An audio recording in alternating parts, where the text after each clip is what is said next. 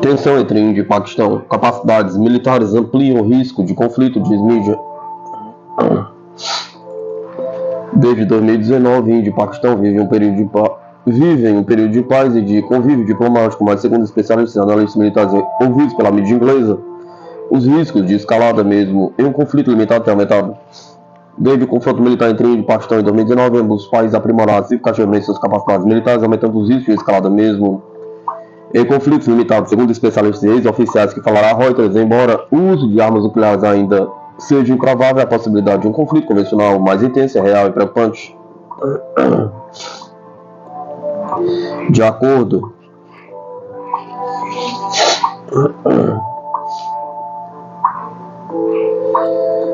com a apuração, as tensões voltaram a crescer após um ataque mortal a turistas na Caxemira indiana em abril deste ano, pela qual a Índia responsabilizou o Paquistão.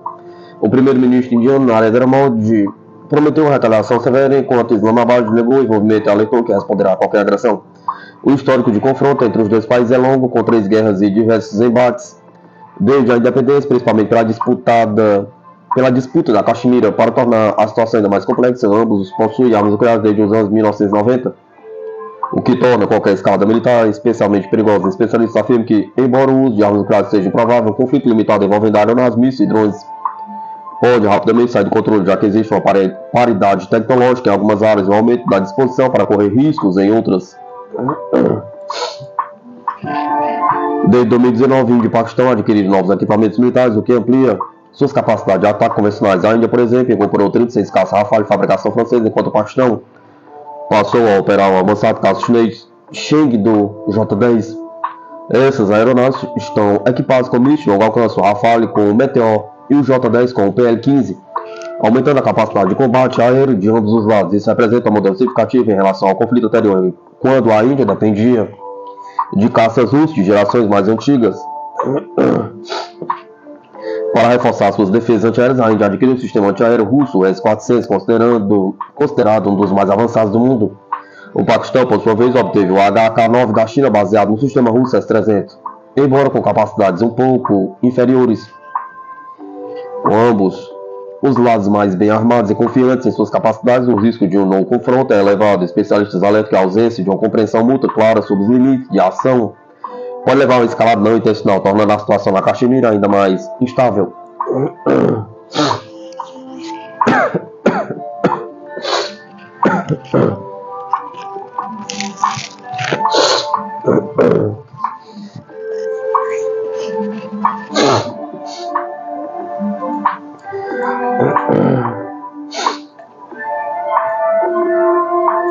Moral do exército israelense em colapso. Quais seriam os motivos? Pergunta. Uma análise feita por um veículo de mídia israelense afirmou que as forças de defesa de Israel teriam sorte se 60% a 70% dos convocados para o serviço militar comparecessem. De acordo com o The Jerusalem Post, o declínio na disposição de servir no exército israelense contrasta com o entusiasmo público que se seguiu ao ataque do Hamas em outubro de 2023, quando as taxas de recrutamento voluntário eram de 20% a 30% maiores do que o número de homens e mulheres convocados para o serviço militar. Segundo o veículo, a perda de interesse em ingressar no exército israelense se explica por vários motivos, entre eles fadiga de combate. O jornal relata esgotamento absoluto, tanto físico quanto emocional, entre os convocados nos últimos 19 meses que tiveram que abandonar a família, o emprego ou estudos, após serem convocados para servir entre 3 a 6 vezes. Perda de fé no primeiro-ministro Benjamin Netanyahu após forte apoio inicial à resposta de seu governo aos ataques do Hamas de 7 de outubro de 2023, houve uma percepção crescente entre os cidadãos de que esse governo prolongou a guerra por razões políticas, além de críticas persistentes à sua conduta no conflito e ao que os israelenses percebem como falta de interesse em encerrar a operação. Isenções para fiéis ultra-ortodoxos. Essa situação minou o moral dos reservistas, que consideram esse privilégio profundamente injusto. Historicamente, os judeus ultra-ortodoxos, judeus que se dedicam exclusivamente ao estudo da Torá e à observância religiosa, foram isentos de recrutamento para serviço militar. Embora alguns tenham se juntado às fileiras desde o início da guerra em Gaza, eles são um grupo minoritário dentro do exército. Tenho que deixar minha esposa e meu recém-nascido pela quinta vez, porque os Hardim, termo para judeus ultra-ortodoxos, se recusaram a servir. Isso não está certo, escreveu um reservista na nota anônima.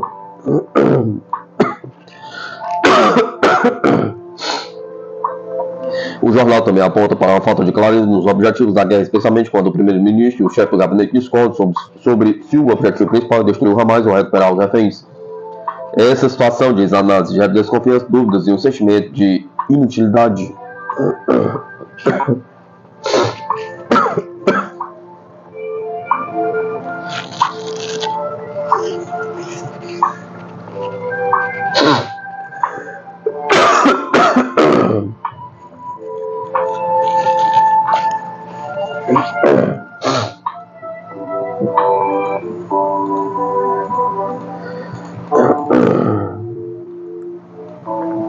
Fornecedor promete acelerar a produção do caça turco Khan de quinta geração.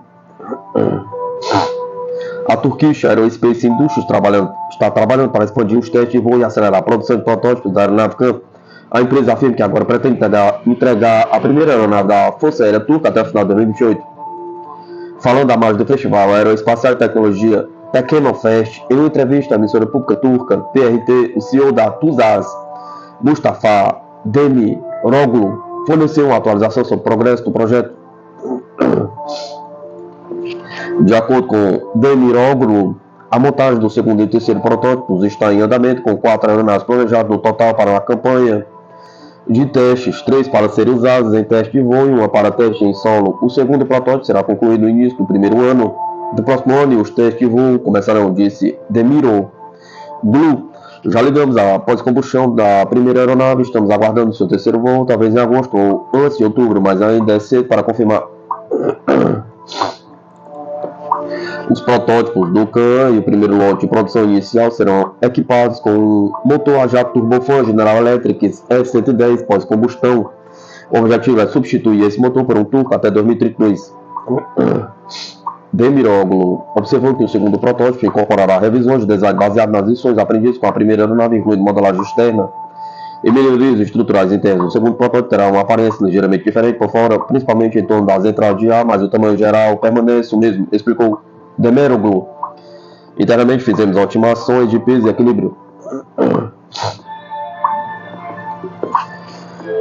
Conhecido inicialmente como TFX, o programa Khan é o projeto aeroespacial mais ambicioso da Turquia, o projeto para substituir a frota envelhecida de F-4A Phantoms da Força Aérea Turca. Eventualmente, seus F-16 do Khan pretende igualar o desempenho e a capacidade de sobrevivência de outras plataformas de quinta geração.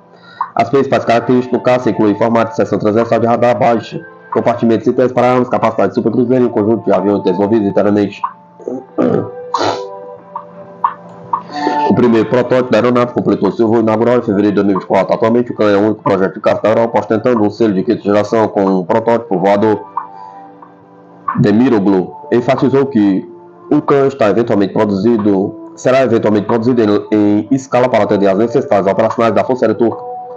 Pretendemos iniciar as entregas até o final de 2028, disse ele. Khan é um projeto nacional que estamos desenvolvendo com engenheiros e técnicos turcos para a segurança e a independência futuras do nosso país.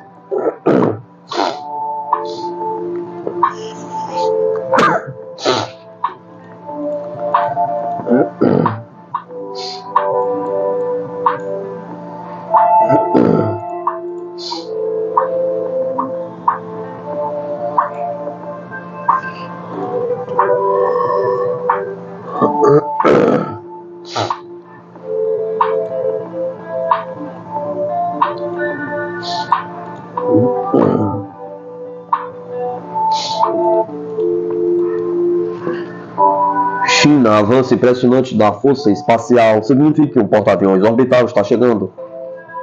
Que tal um porta-aviões em órbita que pudesse funcionar como porta-aviões do mar? Pergunta. Estamos acostumados com o lançamento de foguetes carregando satélites. Eles acontecem quase todos os dias. No entanto, a força espacial dos Estados Unidos está trabalhando em algo diferente que pode mudar completamente a maneira como os Estados Unidos mantêm satélites em órbita. Imagine um navio semelhante a um porta-aviões que lança satélites. Isso é chamado de transportador orbital e a força espacial mal pode esperar para que o conceito se concretize. Uma startup chamada Gravitics, com sede em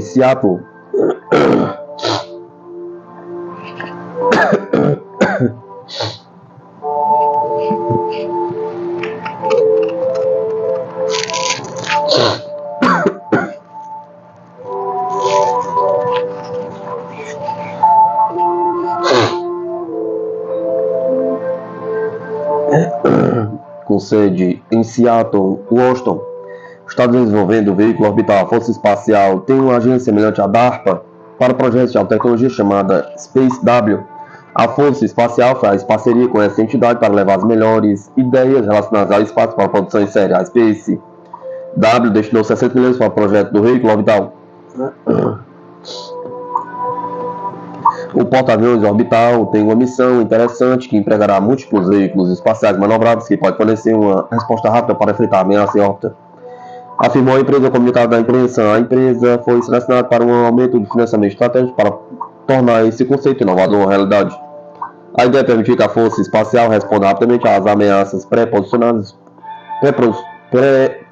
vários veículos espaciais manobráveis em um porta-aviões.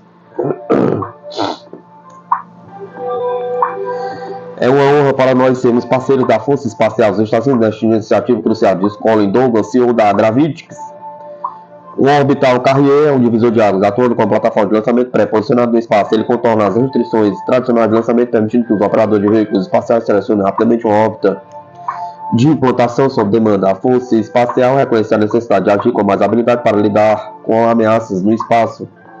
Em vez de planejar um lançamento de foguete convencional com uma carga útil de nave espacial, o transportador orbital pode enfrentar um perigo espacial inimigo com uma agilidade recém-descoberta. O setor de serviços busca esse tipo de solução há anos. A ideia é defender ativos em órbita nos chamados satélites assassinos que podem estar manobrando como uma ameaça. China e Rússia podem estar conduzindo manobras ameaçadoras, de acordo com o general da Força Espacial. Ele chamou isso de combate aéreo no espaço. Em uma audiência no Congresso em março, essas ações ameaçariam os ativos da Força Espacial sem que os americanos pudessem reagir. A Força Espacial quer desenvolver capacidade de combate a ameaças espaciais e o porta-aviões orbital forneceria novos meios para atingir esses objetivos. Há esforço em andamento para que os adversários dos Estados Unidos usem lasers para deslumbrar e cegar satélites. A radiofrequências também podem ser bloqueadas e ataques cibernéticos também podem capacitar ativos espaciais.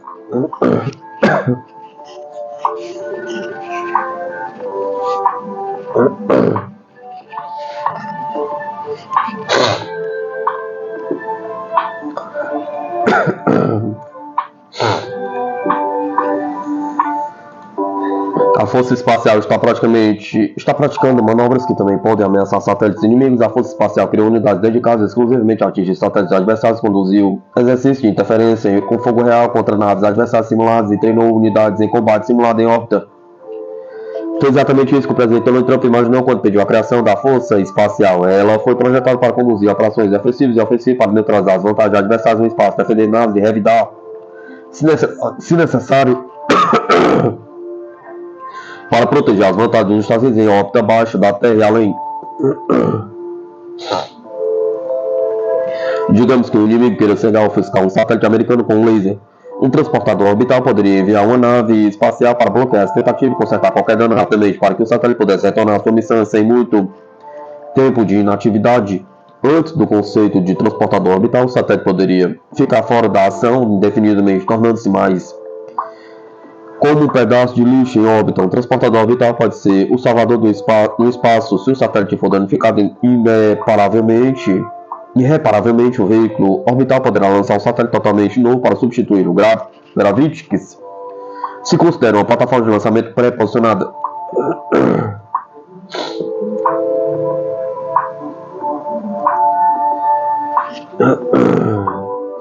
Anteriormente, a Força Espacial era considerada ágil na resposta a um ataque de satélite, lançando um foguete do Sol em apenas 5 meses. Um veículo orbital reduziria o tempo de resposta para meras horas no caso de uma ameaça adversa aos ativos espaciais dos Estados Unidos. Nos últimos anos, algumas empresas reduziram drasticamente o tempo de lançamento de novos satélites quando havia um problema no espaço. A Firefly Aerospace certa vez enviou uma carga útil da Força Espacial com um novo satélite 27 horas após identificar a necessidade de substituir uma sonda. Velocidade é a palavra de ordem.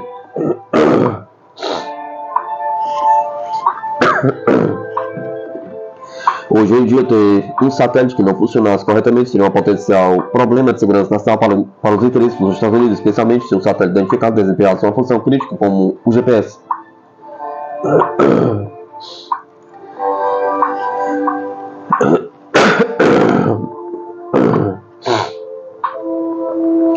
Porta-aviões orbitais resolvem uma infinidade de problemas. Vamos ver como isso evolui nos próximos anos. Uma desvantagem seria o custo.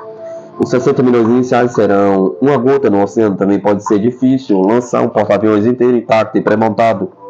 Isso exigiria vários lançamentos desde casa. Ele provavelmente teria que ser montado no espaço. Em seguida, a nave espacial transportadora de carga teria que ser entregue em missões subsequentes. Além disso, um sistema de controle terrestre requintado e robusto seria necessário para garantir que a aeronave permaneça em órbita e que os comandos possam ser comunicados a qualquer momento.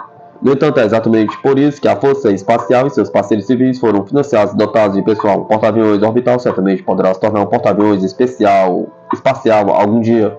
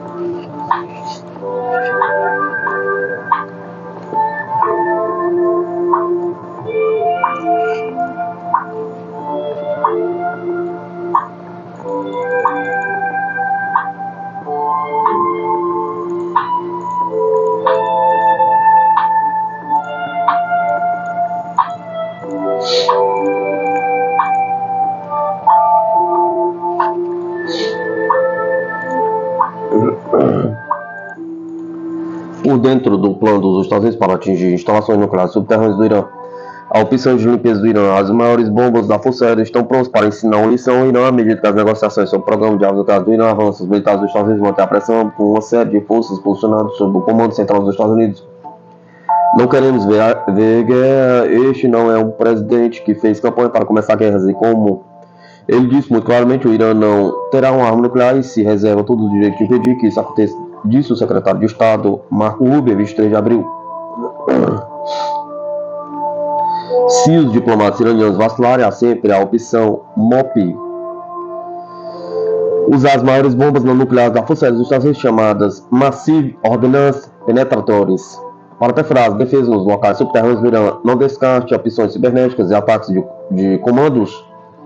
Mas ao longo dos anos, os Estados Unidos desenvolveram técnicas específicas para eliminar grande parte das capacidades do Irã pelo ar.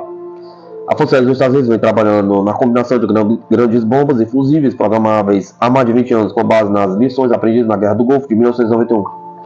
Nem tudo é direcionado ao Irã. A Coreia do Norte e a China têm esconderijos subterrâneos para mísseis, artilharia e postos de comando.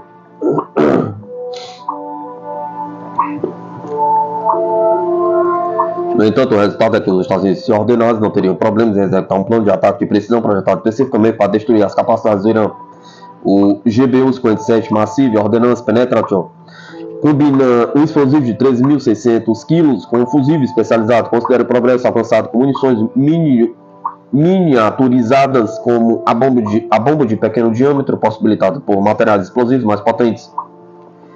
Em escala maior, as armas são mais do que capazes de causar danos a alvos resistentes. Fusíveis programáveis também podem ser configurados para perfurar o solo e detectar a presença de um vazio como um local subterrâneo para armas antes de detonar. De fato, o fusível inteligente de grande penetração para o MOP tornou-se o programa de reação rápida em 2018 e pelo menos um lançamento de munição real do B-2 foi concluído em 2020, com testes adicionais de trenó em 2021. Acumule vários MOPs no mesmo alvo e o dano será épico.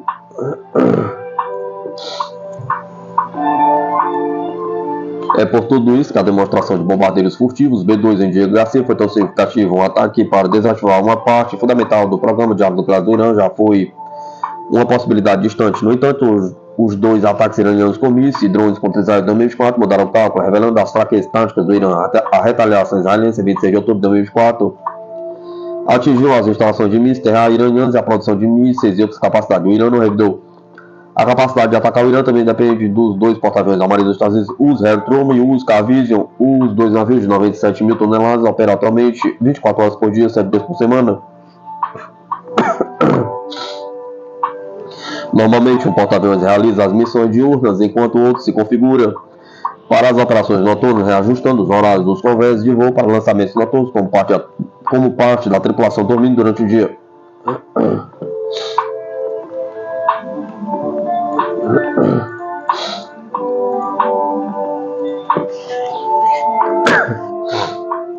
Aeronaves dos porta-aviões podem fornecer superioridade aérea, manter um quadro de rastreamento de inteligência e vigilância, participar da defesa contra ataques de drones, por exemplo. As opções de ataque de porta-aviões existem para poder de fogo extra e contingência de emergência. Nenhuma permissão do país anfitrião é necessária para que eles iniciem operações. Uma consideração importante dada às sensibilidades políticas dos aliados regionais. Outra prioridade máxima será a defesa de todas as forças americanas na região, do comando central da Síria ao Iraque e as bases aéreas da região do Golfo.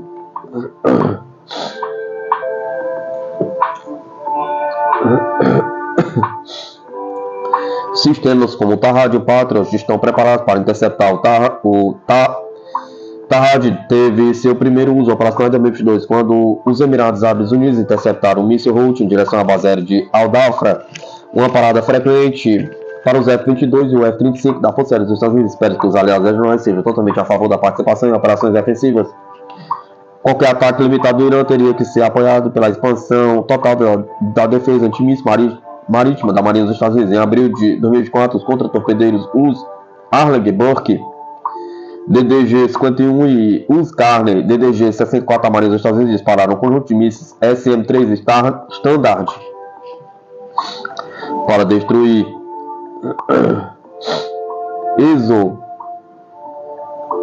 Atmosfericamente, os mísseis iranianos que se aproximavam, os contra-torpedeiros disparará de frente a partir do Mediterrâneo Oriental.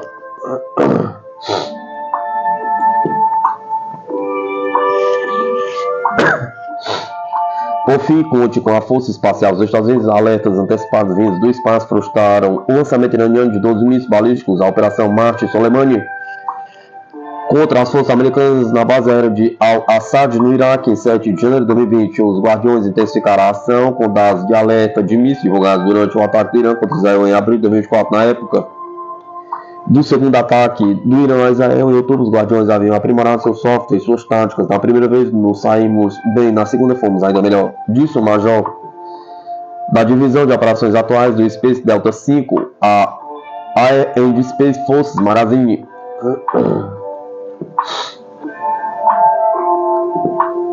Tivemos uma taxa de fidelidade de dados muito melhor, tivemos tempo de alerta muito melhores, disse o major. O Irã há muito se recusa a cumprir seus compromissos de inspeção e contenção de material nuclear.